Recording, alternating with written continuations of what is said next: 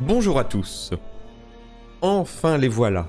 On en avait entendu parler, on savait qu'ils y seraient, qu'ils signeraient le retour aux prothèses, mais à part très furtivement dans le trailer, on n'avait rien vu d'eux. Jusqu'à aujourd'hui. Les orques de la série d'Amazon, Le Seigneur des Anneaux, les Anneaux de Pouvoir. Et honnêtement, ils sont magnifiques. Enfin non, ils sont laids. Oh bref, vous m'avez compris. T'as pas une gueule de porte-bonheur. On va donc regarder un peu en détail ces 6 photos et ensuite parler des informations que l'on trouve dans l'article. Et déjà, je peux vous dire, oui, il y aura des femmes orques. Et on commence par cette photo d'un orque et de sa troupe courant dans la forêt. Clairement, ce sont eux qui pourchassaient l'elfe Arondir et le jeune Théo dans le trailer. On retrouve la même couleur bleutée et marron de la forêt. On peut déjà noter la tenue des orques, ou en tout cas de celui au premier plan, qui est clairement plus sauvage. Le casque semble fait à partir d'une tête d'animal, et sa tenue fait un petit peu peau de crocodile, qui en tout cas dans l'ensemble, et hormis quelques vieilles pièces de côte de maille, fait très reptilien. Pour le coup, c'est tout à fait logique, ce sont des orques qui ne sont pas encore vraiment militarisés, on pourrait presque dire des orques à l'état sauvage. Et c'est d'ailleurs ce qu'explique Jamie Wilson, responsable du département prothèse de la série, et Lindsay Weber, productrice exécutive. À la fin du Premier Âge, les orques ont été décimés par la guerre de la Grande Colère, presque au point d'extinction. Étant ici au Second Âge, nous rencontrons les créatures alors qu'elles sont dispersées à travers la Terre du Milieu. Ils sont peu nombreux et se battent pour leur survie. Pour les créateurs, il semblait approprié que leur apparence soit différente, faisant partie d'une Terre du Milieu plus sauvage, plus brute. Au moment où nous les rencontrons, ils ne sont pas encore organisés en armée, et ils sont un peu plus éparpillés, et ils fouillent. Bon, passons à l'orque que j'appellerais Prince of Persia. Oui, désolé, mais bon, courir comme ça avec 2 dagues et une capuche, le tout dans des tons très sableux, je fais des associations, hein. Bon, celui-ci a un look un peu plus différent, aucune pièce d'armure de métal apparente, plus de tissu et moins de peau de bête, hormis la capuche qui semble faite de mue de serpent et qui rend particulièrement bien. Alors, est-on devant un éclaireur qui justement se cache le visage de la lumière du soleil? Parce que oui, j'avais déjà pu vous partager les rumeurs selon lesquelles les orques, ou en tout cas certains, seraient dans la série au pire blessés, au mieux gênés par la lumière du jour. Chose qui ne semble absolument pas déranger cet orque, qui clairement est en pleine lumière face à l'elfe Arondir. Cet orque semble déjà un peu mieux équipé, sans mauvais jeu de mots, hein, s'il vous plaît. Alors, il a aussi une sorte de foulard en peau de serpent, mais il a surtout un casque, un peu rapiécé sur le côté, avec un étrange symbole au milieu. Et surtout un casque qui semble être le même que celui des elfes de la bataille, se déroulant des milliers d'années avant le Second Âge, et que l'on a vu dans le trailer. Alors l'a-t-il pillé sur un cadavre ou trouvé, ou est-ce le casque qu'il portait lorsqu'il a été capturé et transformé en orque?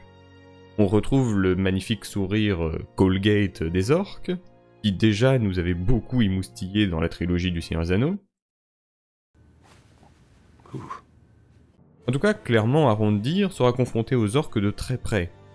Ce qui me conforte dans mon analyse du trailer où je disais qu'il s'échapperait d'un camp d'orques. Alors, ici, visiblement, la scène pourrait se situer avant son emprisonnement. Restons dans les gros plans avec 7 orques. Et tout d'abord, j'avais eu l'occasion de vous parler d'un chef orque dans la série qui ressemblerait à ce personnage du Seigneur des Anneaux. Et bah ça m'a tout l'air d'être lui. Pour le coup, là, on en prend plein la vue. J'espère qu'on aura le même résultat dans la série et que ce n'est pas une photo trop retouchée, parce que là, on sent à peine les prothèses. J'avais eu l'occasion de vous dire qu'Amazon a émis beaucoup de budget dans une nouvelle technique de prothèse pour les orques, et forcé de reconnaître que l'argent n'a pas été dépensé en vain. Bon, si on chipoterait, on dirait qu'au niveau de l'ajout, c'est peut-être pas parfait, mais honnêtement, en action, ça passe largement. On notera une pointe de flèche accrochée à son casque, pointe qui disparaît ou n'est pas encore présente, ça dépend de la chronologie, sur cette image. Les orques semblent ici circuler dans une sorte de tunnel ou bien d'entrée de ville en pleine nuit, si on se fie uniquement aux photos, Mais étant donné qu'on nous dit dans l'article que même si tout le monde en Terre du Milieu pensait les orques disparus, en réalité ils ont régressé dans l'obscurité en petits groupes, se sont cachés et ont vécu dans des tunnels. On aurait donc là l'un de ces fameux tunnels. On notera que cet orc, qui normalement serait l'un des chefs, porte une armure représentant un visage à 6 yeux, excusez du peu, avec le nez ici et en bas la bouche. Et du coup, j'avais envie de m'attarder un peu sur la pointe de flèche, présente sur une photo et absente de l'autre. Clairement, elle a été accrochée ici pour servir de trophée, et elle semble un peu maculée de sang. Alors, verra-t-on un personnage mourir lors de l'attaque du village de Bronwyn? Ou Arondir arrachera-t-il ce trophée pris à l'un de ses camarades elfes ou humains par le passé? Enfin, on retrouve ici notre orc de la forêt en pleine marche du flambeau lui aussi, avec un peu plus de code de maille qu'avant. Bon, je ne vais pas m'attarder plus que ça sur cette photo qui ne nous apprend finalement pas plus de choses que ça, et passons donc au reste des infos de l'article. Déjà, on apprend que la série a l'intention de mettre en valeur les orques plus que jamais, ce qui honnêtement ne peut être qu'une bonne nouvelle. Ils reviendront progressivement à la surface et reformeront leurs armées sous le commandement d'un, là je cite, soi-disant nouveau chef, qui, vous vous en doutez si vous avez suivi les points rumeurs, n'est clairement autre que Hadar, l'elfe corrompu. Et là, on arrive à l'information que j'avais espéré, et je vous en avais d'ailleurs parlé à l'époque sans trop de conviction, mais oui, on verra finalement des femmes orques dans la série, et sera abordé le repeuplement des orques.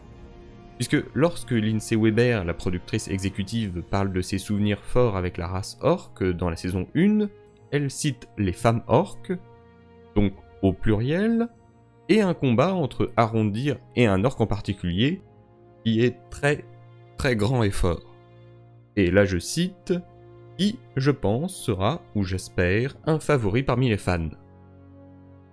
Pour finir, l'article parle un peu du look des orques, qui contrairement au film, seront physiquement moins marqués par les batailles. Bah oui, en étant planqués sous terre, on évite évidemment un peu plus les conflits. Les orques de la série ont donc plus de texture lisse, mais sont tout de même confrontés à certaines infections cutanées en raison de leur exposition au soleil. Serait-ce donc cette fameuse douleur face au soleil? Juste un début de maladie de peau? Et pas de quoi s'alarmer à l'époque alors. C'est la raison également pour laquelle ils n'ont pas la peau aussi foncée, nécessairement pas aussi musclée, et pas aussi portée au combat que l'on a pu le voir dans les films. On apprend aussi que les orques ne sont pas à 100% en prothèse, il y a aussi et évidemment des petites retouches en images de synthèse pour harmoniser et gommer les petits défauts. Alors on les a attendus longtemps nos orques, très longtemps même, mais honnêtement ça valait le coup. Ils ont clairement dépassé toutes mes espérances. Alors j'imagine que certains ont toujours quelques doutes sur la série, mais au niveau des orques à mon avis on est sur un carton plein. Alors je vous donne rendez-vous très vite pour un point rumeur sur Celebrimbor. Et en attendant, si la vidéo vous a plu, n'hésitez pas à mettre un j'aime et à la partager. Si vous ne voulez rien rater des vidéos suivantes, n'hésitez pas à vous abonner. Et en tout cas, merci à vous et à la prochaine.